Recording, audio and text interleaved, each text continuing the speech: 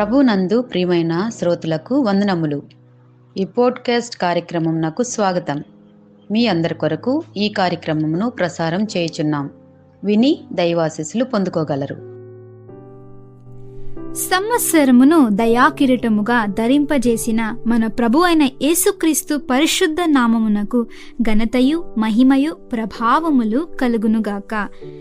నా ప్రియ శ్రోతులారా, క్రొత్త సంవత్సరంలోకి అడుగుపెట్టిన ఈ దినాల్లో మన హృదయాలకు బలాన్ని, ఆశను ఇచ్చే దేవుని వాక్యంతో మీ ముందుకు రావడం ఎంతో ఆనందంగా ఉంది. ఈరోజు మనం ధ్యానం చేయబోయే వాక్యం తెస్సలోనికయులకు రాసిన మొదటి పత్రిక 5వ అధ్యాయము 11వ వచనంలో ఈ విధముగా రాయబడి ఉన్నది.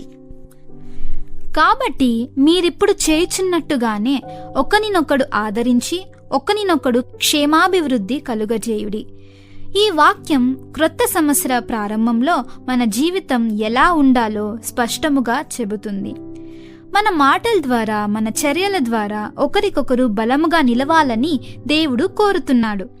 అపోస్తలుడైన పౌలు గారు ఈ లేఖనాన్ని తెస్సలోనిక సంఘానికి రాస్తున్నాడు. వారు హింసను, కష్టాలను ఎదుర్కొంటున్నారు. అలాంటి పరిస్థితుల్లో పౌలు వారికి చెప్పింది ఏమిటంటే, ఒకరినొకడు ఆదరించండి. ఆదరించడం అంటే కేవలం మంచి మాటలు చెప్పడం కాదు, అది భారం మోస్తున్న వారికి ధైర్యం ఇవ్వడం, నిరుత్సాహంలో ఉన్నవారికి ఆశను చూపించడం, పడిపోయిన వారిని మళ్ళీ లేపడం. బైబిల్లో మనకు అద్భుతమైన ఉదాహరణగా బర్నబా కనిపిస్తారు. అతని పేరుకు అర్థం ఏమిటో తెలుసా? ఆదరణ కుమారుడు. అపోస్తలుల కార్యములు 9వ అధ్యాయము 26 మరియు 27 వచనములో పౌలు క్రైస్తవుడైన తరువాత శిష్యులు అతన్ని నమ్మలేదు, అతనికి భయపడ్డారు. కానీ బర్నబా అతని దగ్గరకు వచ్చి అతని అపోస్తల యొద్దకు తీసుకెళ్లి దేవుడు పౌలు జీవితంలో చేసిన కార్యాన్ని వివరముగా వారికి తెలిపాడు. ఒక మనిషి ఇచ్చిన ఆదరణ వలన పౌలు అపోస్తలుడుగా ఎదిగాడు. అతని వల్ల సంఘాలు స్థాపింపబడ్డాయి. మన చేతిలో ఉన్న నూతన నిబంధనలో ఉన్న 13 పుస్తకాలు రాయబడ్డాయి. ఇదే ఆదరణ యొక్క శక్తి. క్రొత్త సంవత్సరం యొక్క 3వ రోజుల్లో మనం ఉన్నాం.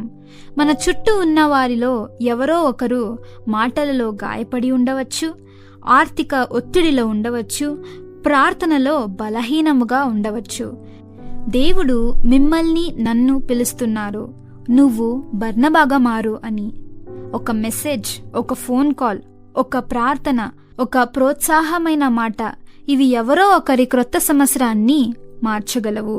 నా ప్రియమైన శ్రోతులారా, మనము ఇప్పుడు క్రొత్త సంవత్సరంలో 3వ రోజులో ఉన్నాం. ఈ 3 రోజులు ఎలా గడిచాయో మనందరికీ తెలుసు. కొన్ని ఆశలు, కొన్ని ఆలోచనలు, కొన్ని ప్రార్థనలు మన హృదయాల్లో ఉంటాయి. ఈ క్రొత్త సంవత్సరాన్ని దేవుడు మనకు ఇచ్చింది ఒకరితో ఒకరు పోటీ పడడానికి కాదు, ఒకరినొకరు తక్కువ చేయడానికి కాదు, ఒకరినొకరు ఆదరించడానికి. ఈ సమయంలో మనం ఒక నిర్ణయం తీసుకుందాం.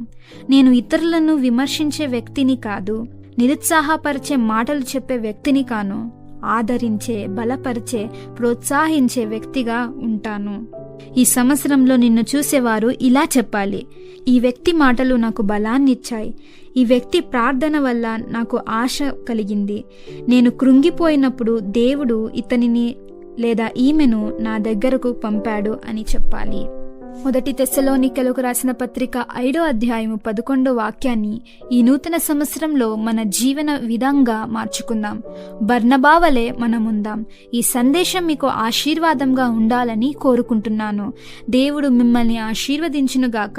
మీ మాటల ద్వారా అనేకులకు క్రొత్త జీవితం ఇవ్వునుగాక. ఆమేన్.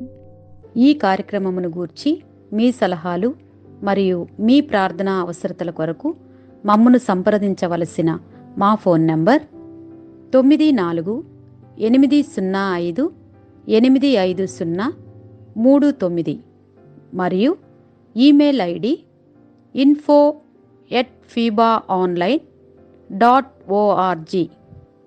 మా ఫోన్ నంబర్ మరొకసారి 9480585039.